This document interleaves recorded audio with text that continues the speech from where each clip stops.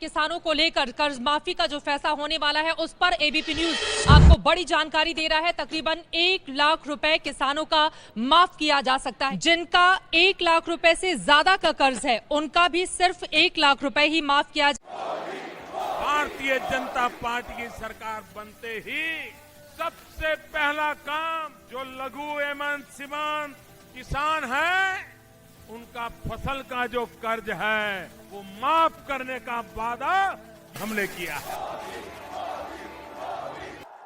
प्रधानमंत्री केसीसी कर्ज माफी योजना। जी हां, ध्यान दीजिए, अगर आपने भी किसान क्रेडिट के माध्यम से खेती करने के लिए लोन लिए हैं तो आपके लिए बिगेस्ट ऑफर आ गया है। यानी कि हम आपको बता दें कि 4 जून से पहले सभी किसानों का होगा कर्ज माफ। यानी कि लोकसभा चुनाव से पहले ही प्रधानमंत्री नरेंद्र मोदी जी सभी किसानों का कर्ज माफ करने वाले। चलिए जानते हैं कि आखिर कितने किसानों का कर्ज माफ होगा, कौन कौन से राज्य में लिस्ट जारी हुई है और फिर कितने कर्ज माफ होने वाले हैं। ध्यान दीजिए, जैसा कि आप सभी जानते थे कि पहले किसानों का 1 लाख रुपए तक का कर्ज माफ होता था, वो भी पूरे राज्य में लागू नहीं था। लेकिन ध्यान दीजिए, अब की बार जो बम्पर ऑफर आने वाला है वो हम आपको बताते हैं।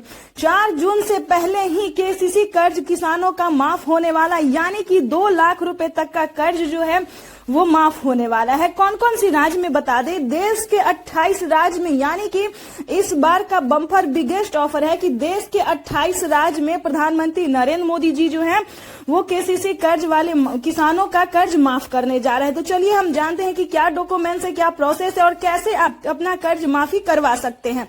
जैसा कि आप सभी जानते हैं कि सभी योजना को पाने के लिए दस्तावेज होना बहुत जरूरी है। बिना दस्तावेज के, बिना किसान के, बिना भारतीय पात्र होने के अलावा आप इस योजना का लाभ नहीं ले पाएंगे।